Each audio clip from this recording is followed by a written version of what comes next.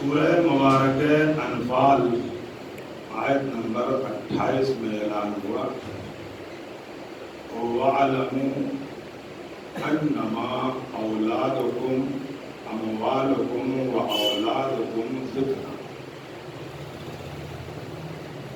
وَأَنَّ اللَّهَ عِندَهُ أَجْرٌ عَظِيمٌ۔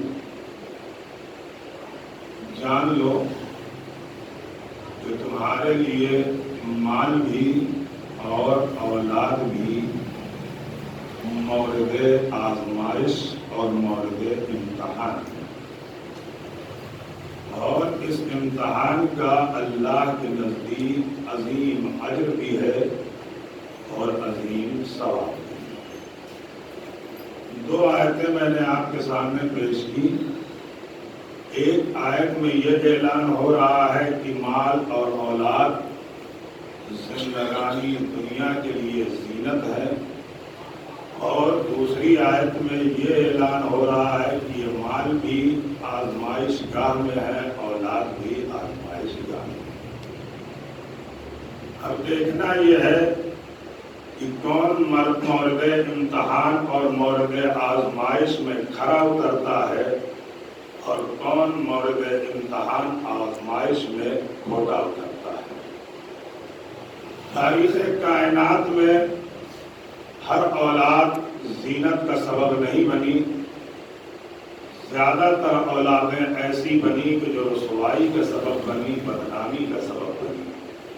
لیکن ہاں، جو لائق اولادیں ہیں اور وہ اس اعتبار سے زندگی بسر کرتی ہیں کہ وہ باپ کے لیے بھی زینت ہے، ماں کے لیے بھی زینت ہے، خاندان والوں کے لیے بھی زینت ہے، عزیز اقارب کے لیے بھی زینت ہے، اعزاء اور احباب کے لیے بھی زینت ہے۔ یہی پہ میں نے کل آپ کو چھوڑ دیا تھا کہ کچھ اولادیں ایسی ہوتی ہیں کہ جو گھر والوں کے لیے زینت بنتی ہیں، کچھ اولادیں ایسی ہوتی ہیں جو شہر والوں کے لیے زینت ہوتی ہیں، کچھ اولادیں ایسی ہوتی ہیں جو قبیلے والوں کے لیے زینت ہوتی ہیں، کچھ اولادیں ایسی ہوتی ہیں جو ملک والوں کے لیے زینت بنتی ہیں، اور کچھ اولادیں ایسی ہوتی ہیں جو ملکی حدود کو توڑ دیتی ہیں اور ملک کے باہر بھی زینت بن کے چمکتی ہیں۔ توجہ کرنا۔ لیکن یہ بھی اولاد ہیں، کوئی اور سے نہیں آئے، یہ بھی اولاد ہیں۔ ہم نے دیکھا تاریخ بشریت میں یہ علم ایسا پروان چڑھتا ہے، ایسا زینت بنتا ہے کہ اب دنیا کا خطہ کہیں بھی ہو، کہیں کا انسان ہو، اب یہ علم نے اتنا بڑا زینت کا تاج پہنایا کہ جب آیت اللہ بنتا ہے، جب مرجع وقت بنتا ہے، تو کائنات کے ذرے ذرے، چپے چپے، ملک اور حکومتوں میں ہر انسان کے لیے یہ باعث زینت بھی ہوتا ہے، باعث فخر بھی ہوتا ہے، اور لائق عظمت بھی ہوتا ہے، احترام کے قابل بھی ہوتا ہے، اور اتنی اس کی زینت بڑھ جاتی ہے۔ یہ بھی اپنے ماں باپ کی اولاد تھا، سوچا بھی نہیں تھا کہ ہمارے گاؤں سے یہ باہر نکلے گا، لیکن علم نے اسے اتنا اونچا کیا، اتنا اونچا کیا، اتنا پروان چڑھایا کہ اب ملک کے حدوں کو توڑ کے، شہر کے حدوں کو توڑ کے، اب ملکی کی سرحدوں کو توڑ کے، اب کائنات کے ہر گھر میں اس کا نام ایسا روشن ہوا کہ اب ہمیں انسان سے بتلائیے کہ آیت اللہ ہوئی کہاں پیدا ہوئے تھے، محسن الحکیم کہاں پیدا ہوئے تھے، آغا بہجت کہاں پیدا ہوئے تھے، علامہ طباطبائی کہاں پیدا ہوئے تھے، آیت اللہ گلبانی کہاں پیدا ہوئے تھے۔ یہ سب ایسے خطے میں تھے کہ گھر والے ہی جانتے تھے، لیکن اولاد ایسی بنائی کہ کائنات کا ہر بشر انہیں جان گیا۔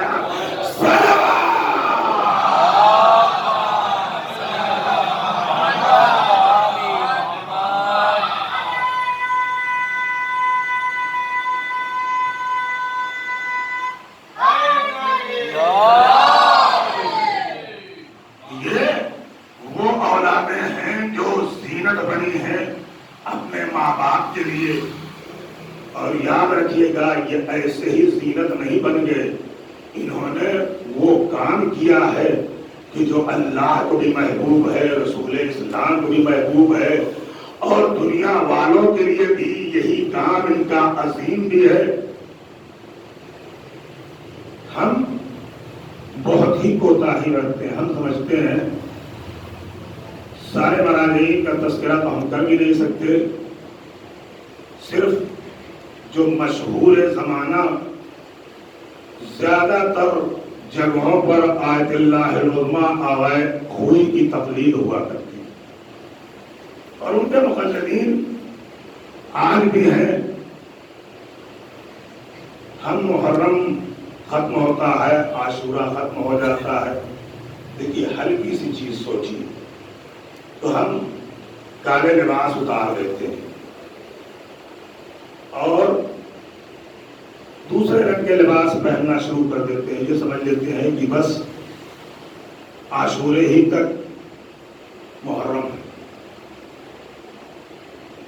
آیت اللہ العظمیٰ آغا خوئی سے کسی نے سوال کیا کہ آغا اس گرمی میں آپ پورا لباس کالا کیوں پہنے رہتے ہیں؟ یہاں تک کہ موزے بھی آپ کے کالے ہوتے ہیں. شدید گرمی ہے اور اس گرمی کے باوجود بھی آپ کالے لباس پہنے.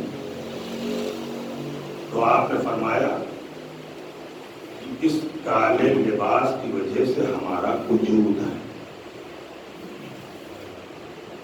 اس کالے لباس کی وجہ سے ہمارا وجود ہے.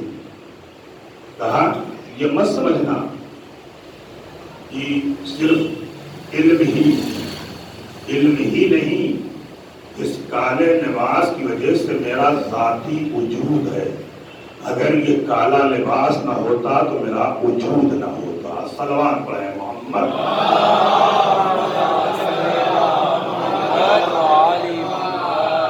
کہا آقا سمجھے نہیں. ہم بتاتے ہیں کہ ہمارے والد خوئی ایک جگہ ایران میں ہے، ان کا نام علی اکبر خوئی تھا. بہترین روزہ خوان مجلس پڑھنے والے تھے اور اجتہاد تھا، لیکن جیسے یہ معروف ہوئے مشہور ہوئے اتنا معروف اور مشہور نہیں ہوئے تھے. لیکن روزہ خوانی ہوتی تھی، اولاد نہیں تھی، حمل ہوتا تھا، اسقاط ہو جاتا تھا. ایک مومنہ نے آ کے کہا کہ ہمارے والد سے کہ آپ کے یہاں اولاد نہیں ہے، آپ کیوں نہیں منت مان لیتے؟ امام حسین کے اتنا مجلس پڑھتے ہیں، مرثیہ پڑھتے ہیں، یہ ساری چیزیں آپ کرتے رہتے ہیں، اور اس کے بعد ایک نظر مان لیجئے، ایک منت مان لیجئے، شاید اسی کے فیض اسی کے برکت سے آپ کو اللہ صالح اولاد عنایت فرما دے.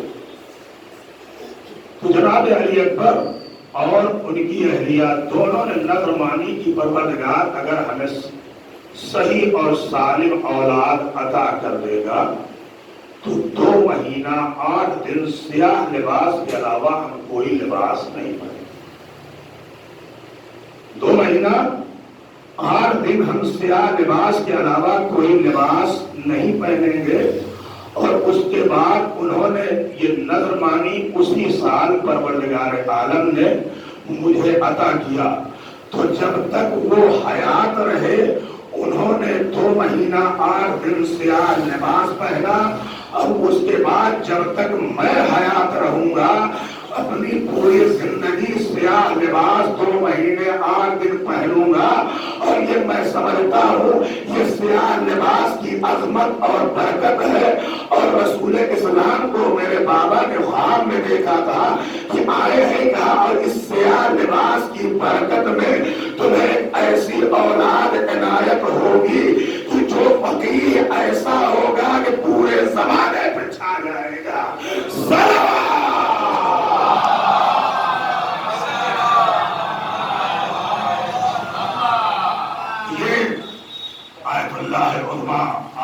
خوئی کا زندگی نامہ ہے. تو یہ سارے مراجعین ہیں، ان کی بھی ماں باپ نے، ان کے بھی ماں باپ نے انہیں پالا اور اس پروان چڑھایا. یہ اپنے ماں باپ کے لیے زینت بنے، لیکن میں کہوں گا ان کے بھی حدود معین رہے، ان کے بھی حدود معین رہے۔ بس انہوں نے شہر کے حدود توڑے، ملک کے حدود توڑے، نہ زمین کے حدود توڑے، نہ آسمان کے حدود توڑے، نہ دریاؤں کے حدود توڑے، نہ پرندوں کے حدود توڑے، نہ جناتوں کے حدود توڑے۔ ہم نے تاریخ انسانیت میں کچھ ایسی بھی اولادوں کو دیکھا ہے کہ جنہوں نے زمین ہی نہیں آسمان کی بھی زینت بنے، کہکشاؤں کی بھی زینت بنے، یہاں تک کہ ملائکہ کی بھی زینت بنے، دریا کے مخلوق کی بھی زینت بنے، کشتی میں رہنے والوں کی بھی زینت بنے۔ وہ ایسا گھرانہ ہے جسے یا علی کہتے ہیں یا اولاد علی کہتے ہیں۔ صلوات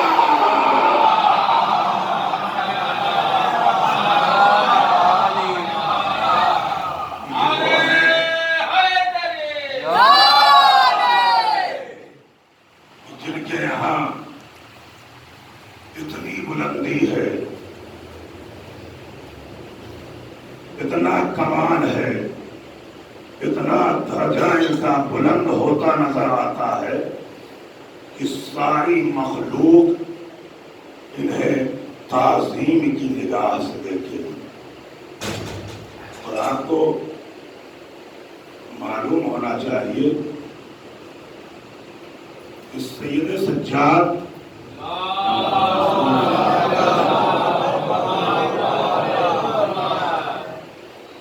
امام زین العابدین علیہ السلام نے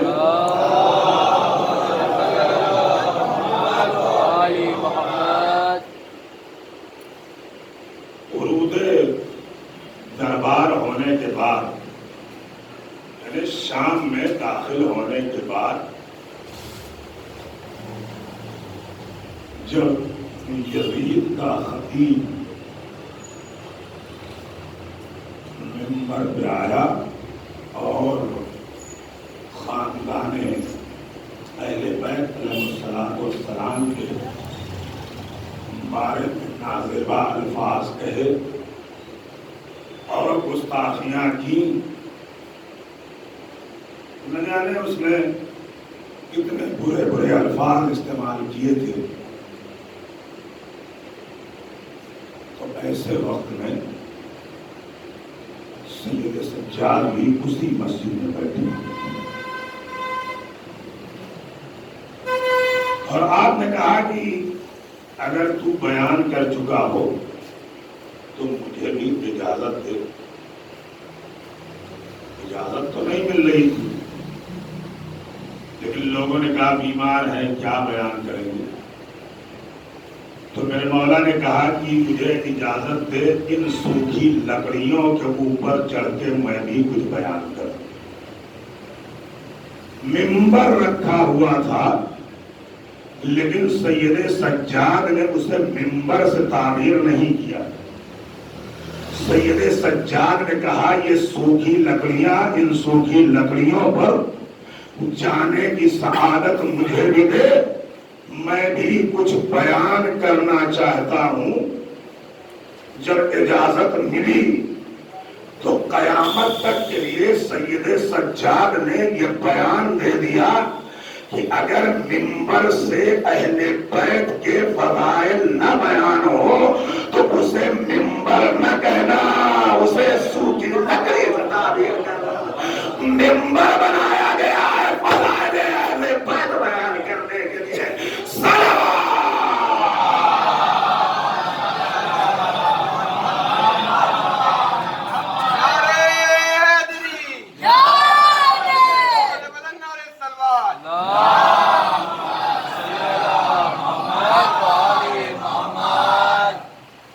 منبر میں آئے اور آنے کے بعد ایھا الناس احذرکم من الدنیا، لوگوں میں دنیا سے کے بارے میں تمہیں آگاہ کر رہا ہوں اور تمہیں بتا رہا ہوں کہ یہ دنیا فنا ہو جانے والی ہے، جس کا کوئی وجود نہیں ہے۔ خطیب سے کہا تو نے اللہ کی مرضی بھیج دی اور مخلوق کی مرضی خرید لی. یہ بہت لمبا چوڑا خطبہ ہے جسے ہم سارا بیان بھی نہیں کر سکتے ہیں، لیکن اہم بات جس میں میرے مولا فرماتے ہیں ایھا الناس آتانی ستن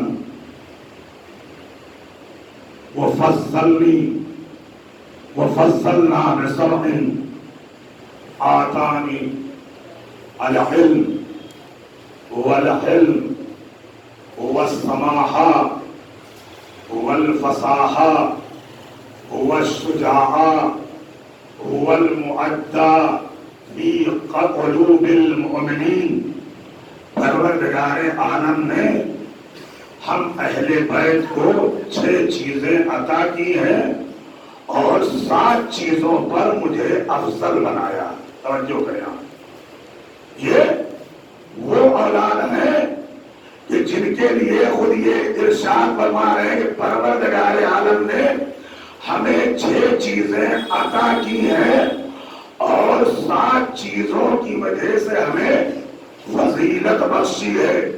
وہ 6 چیزیں کہ جو اللہ نے عطا کی ہیں، مجھے علم دیا، مجھے حلم دیا، مجھے سخاوت دی، مجھے سخاوت دی، مجھے شجاعت دی، مجھے شجاعت عطا کی، مجھے میری محبت کو مومنین کے دلوں میں قائم کیا، رائج کیا اور مجھے فصاحت دی. میں نے 6 چیزیں آپ کے سامنے گنائی. پہلی چیز کا نام علم ہے، دوسری چیز کا نام حلم ہے، تیسری چیز کا نام سماحت ہے، چوتھی چیز کا نام فصاحت ہے، پانچویں چیز کا نام شجاعت ہے، چھٹی چیز کا نام ہے محبت جو مومنین کے قلوب میں عطا کیا ہے. بھائی میں توجہ چاہ رہا ہوں، اگر تھوڑا سا علم آ جاتا ہے وہ بھی حاصل کرنے کے بعد تو وہ کائنات میں عالم بن کے چمکتا ہے. بھائی توجہ کریں، اگر تھوڑا سا علم حاصل کرنے کے بعد آتا ہے تو کائنات میں عالم بن کے چمکتا ہے. اب جسے اللہ نے علم دے کے بھیجا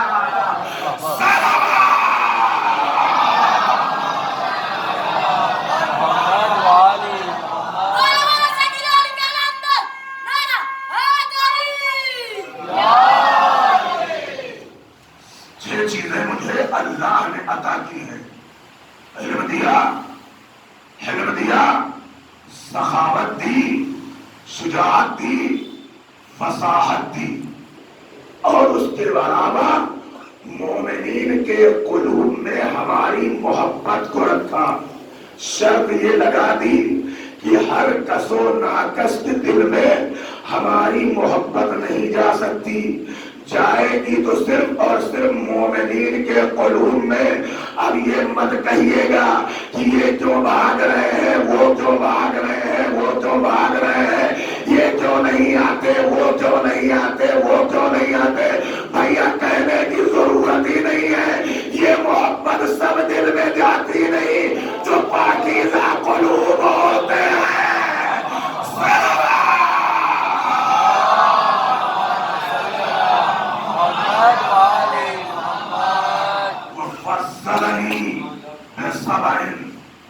اور مجھے 7 چیزوں کے بنیاد پر فضیلت عنایت ہوئی. منا نبی المختار، ہم میں سے نبی مختار ہم میں سے ہے. منا اسد اللہ، ہم میں ہی سے شیر خدا ہے. منا اسد رسول ہی، ہم میں سے رسول کا شیر بھی ہے. منا صدیق، ہم میں سے صدیق ہے، سچا ہے. وہ منا تیار، ہم میں سے جعفر تیار ہے. وہ منا المہدی، ہمیں میں سے مہدی ہے. وہ منا سبت ہے، ہم میں سے رسول کے 2 ٹکڑے ہیں. اللہ نے ہمیں فضیلت دی ہے کس بنیاد پہ؟ نبی ہم سے آئے، صدیق اکبر علی ہم سے آئے.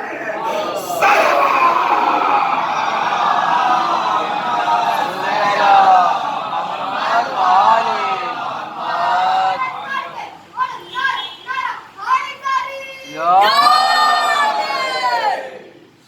ہم سے اب اگر کوئی زبردستی صدیق کا لقب چھین لیتا ہے یا اپنے نام کے آگے لگا لیتا ہے کہ یہ سمجھ لیجئے کہ اس سے بڑا کوئی جھوٹا نہیں. جیسے یہ کہا جاتا ہے صدیق یعنی اس سے بڑا کوئی سچا نہیں، ویسے اگر ان گھرانے کے علاوہ کہیں اور یہ لقب نظر آئے تو سمجھیے کہ اس سے بڑا کوئی کذاب نہیں ہے.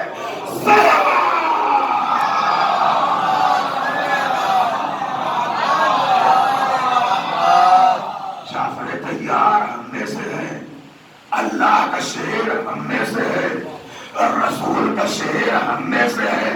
یہ 7 فضیلتیں اللہ نے ہمیں عطا کی ہے. اب رہتی دنیا کے لیے کوئی کتنا بڑا عالم بن جائے یا عالم بن جائے، اب ان فضیلتوں کو تو حاصل نہیں کر سکتا. نہ نبی اپنے گھرانے سے لائے گا، نہ شیر خدا اپنے گھرانے سے لائے گا، نہ جعفر طیار اپنے گھرانے سے لائے گا. کائنات میں جو فضل ان آل محمد کو ہے کسی اور کو نہیں ہے.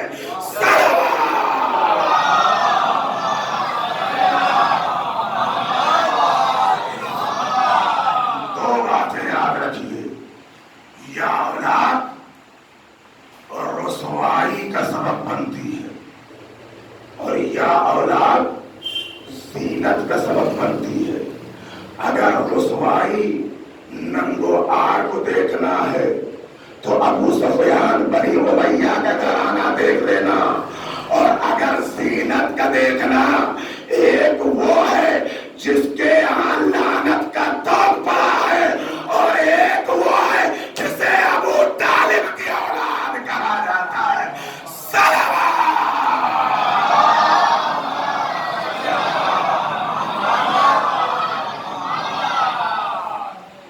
ابو طالب کی عظمت سوچیں، خیال کریں، احساس کریں کہ زینت جناب ابو طالب کو، جناب عمران کو کتنی بڑی ایک اولاد کا معاملہ نہیں ہے، صرف مولائے کائنات کا معاملہ نہیں ہے، پوری نسل یہ ابو طالب کے گھرانے میں ہے. ارے آپ دیکھتے چلے جائیں، علی کے بیٹے حسن، حسن اور حسین، پھر حسین کے بیٹے ہیں زین العابدین، زین العابدین سے باقر، باقر سے صادق، صادق سے قاسم. پورا سلسلہ آپ دیکھتے چلے جائیں گے. یہ ساری بازگشت جناب ابو طالب کی ہوگی. اب مجھے کہنا پڑے گا کائنات بنائی پروردگار عالم نے آل محمد کے لیے زینت بنا کے، اور آل محمد ابو طالب کے لیے زینت بن گیا ہے.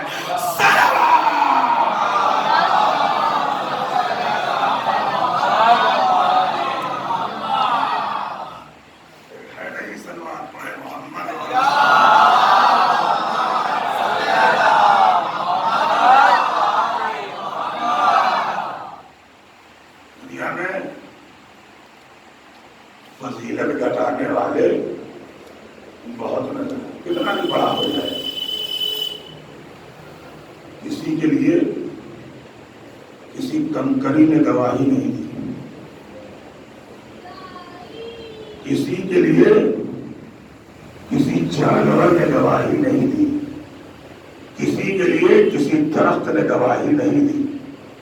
کتنا علم ہے آپ کے پاس، لاکھ علم ہو جائے، تاریخ کے دامن میں ہمیں کوئی دکھائے کہ فلاں عالم یا فلاں عالم یا فلاں آیت اللہ فلاں علامہ سے درخت نے کلام کیا ہو، کسی دفتر میں کلام کیا ہو، کسی پہاڑ میں کلام کیا ہو، کسی شعر میں کلام کیا ہو، کسی گہوارے سے بچے سے کلام کیا ہو.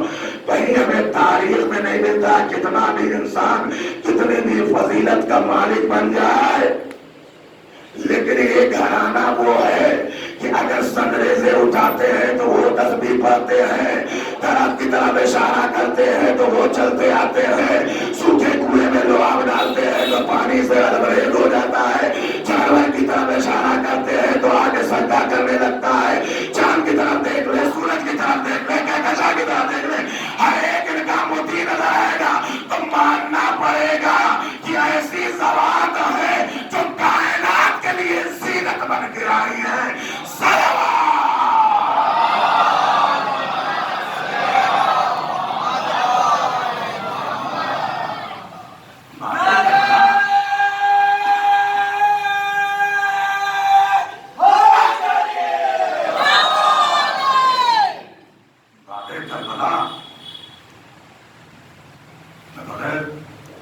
دلیل کی کوئی بات نہیں کرتا،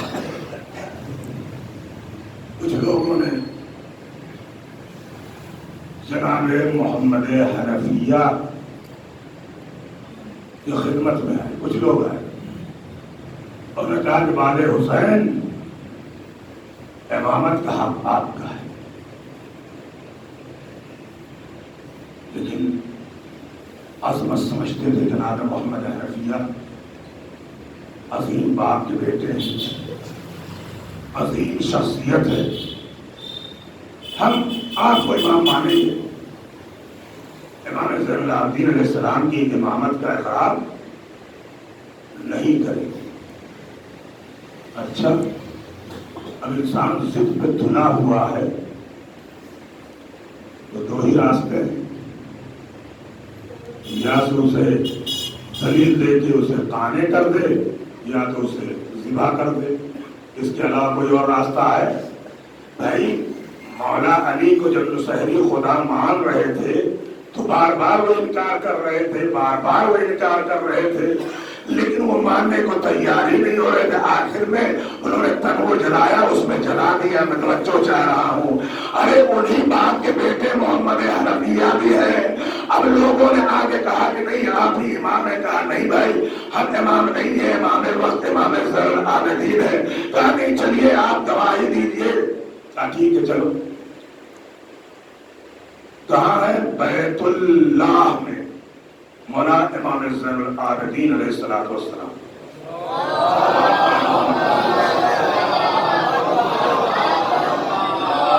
یہ کتنے چاہنے والے ہیں، سب کو لے کے آئے، چلیے آپ بھی چلیے۔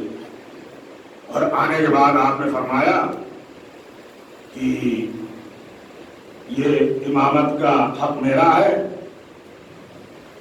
میں زیادہ حقدار ہوں، اور یہ لوگ ہمیں امام ماننے کے لیے تیار ہیں۔ تو مولا نے فرمایا کہ نہ بزرگی امامت کی ملاک ہے اور نہ رشتہ امامت کا ملاک ہے، آپ واجب الاحترام ہے، احترام کرنا آپ کا ہمارے اوپر واجب ہے، احترام کریں۔ امامت کے ملاک کے لیے ثبوت ہونا چاہیے، ثبوت اگر ہے کہا ثبوت پیش کیجیے، کہا یہ حجر اسود سامنے، آئیے آگے بڑھیے اور اس کو گواہ بنائیے۔ محمد حنفیہ آگے بڑھے، 2 رکعت نماز پڑھی، اس کے بعد حجر اسود سے کہا کہ گواہی دے کہ امام وقت کون ہے، امام برحق کون ہے۔ حجر اسود خاموش رہا۔ پھر اس کے بعد مولا امام زین العابدین علیہ السلام نے 2 رکعت نماز پڑھی اور اس کے بعد کہا کہ اے حجر اسود جو سارے آنے والے حاجیوں کے اعمال کا گواہ ہے، بتا دے کہ کون وقت کا امام ہے۔ حجر اسود گویا ہوا اور اس نے کہا کہ وقت کے امام آپ ہیں اے زین العابدین۔ میں توجہ چاہ رہا ہوں، وقت کے امام آپ ہیں، وقت کے امام آپ ہیں۔ 3 مرتبہ جب حجر اسود نے دیکھا، مسکرا کے محمد حنفیہ نے گلے لگایا، کہا یہی میں ان لوگوں کو بتانا چاہ رہا تھا، لیکن انہیں اعتبار نہیں ہو رہا تھا۔ بھیا جس کے امامت کی گواہی حجر اسود دے رہا ہے، وہ بیٹا کتنا لائق ہوگا اپنے باپ دادا کے نزدیک۔ میں توجہ چاہ رہا ہوں، امام زین العابدین بتانا یہ چاہ رہے ہیں جس کنکر پتھر اور پتھر سے کلام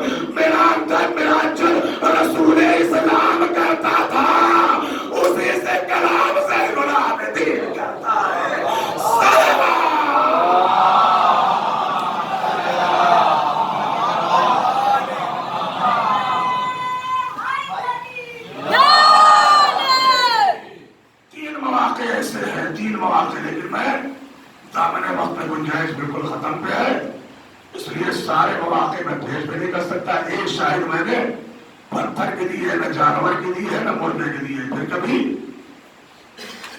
جابر ابن عبداللہ انصاری جو آپ کے بہت ہی مقرب ہے، ان کے سامنے آ کے لوگوں نے مولا حسین علیہ السلام کے سامنے بتایا کہ اتنے ظلم ہو رہے ہیں، اتنے ظلم ہو رہے ہیں۔ امام باقر علیہ السلام سے یہ میں کسی مجلس میں، اسی تابوتی کی مجلس میں میں اس بات کو پڑھ چکا ہوں، لیکن جو مجھے مین اہم بات جو عرض کرنا ہے، اس میں بڑے چاہنے والے تو ساری باتوں کو میں ختم کرتے ہوئے مولا امام زین العابدین علیہ السلام نے یہ ارشاد فرمایا کہ اس میں بتاؤ کتنے لوگ ہیں کہ جو ہماری شناخت کرتے ہیں۔ بہت لوگ آئے تھے، کہا کہ یہ لوگ چاہنے والے ہیں، یہ لوگ چاہنے والے ہیں، یہ لوگ چاہنے والے ہیں۔ تو آپ نے فرمایا کہ کما حق و معرفت ان کے یہاں بھی نہیں، جن کے دل میں ہماری فضیلت نہ اترے وہ نہ عارف ہو سکتا ہے، نہ ہمارا چاہنے والا ہو سکتا ہے۔ ہماری فضیلت اگر بیان ہو، اگر اس میں چوں اور چرا وہ کرنے لگے، سمجھ لیجئے کہ وہ مقصر ہے، کہیں نہ کہیں سے اس کے اندر کمی پائی جاتا نہیں۔ مولا یہ سب جو ہے آپ کے بڑے چاہنے والے ہیں، کہا ہمارے چاہنے والے ہیں، متوجہ کیا، کہا بتاؤ کہ اگر میں باقر کو زین العابدین کر دوں اور زین العابدین کو باقر کہہ دوں تو کیا تم اس بات کو مانو گے؟ حیران، پریشان، سمجھ میں نہیں آ رہا ہے۔ کہا میں کیا بتاؤں، میرے سمجھ میں بات نہیں آئی۔ کہا یہی میں پہلے ہی کہہ رہا تھا کہ ہماری فضیلت کما حق ہو ابھی ان کے دل میں اتری نہیں ہے۔ کہا غور سے دیکھو، امام باقر علیہ السلام بیٹھے، کہا یہ کون ہے؟ کہا آپ کے فرزند امام باقر ہے۔ کہا میں کون ہوں؟ کہا امام زین العابدین ہے۔ آپ نے زبان سے کوئی کلمہ جاری کیا، اب امام باقر امام زین العابدین نظر آنے لگے، امام زین العابدین امام باقر نظر آنے لگے۔ کہا پہچان لو مجھے، اسی لیے محمد نے کہا تھا اولنا محمد اوسطنا محمد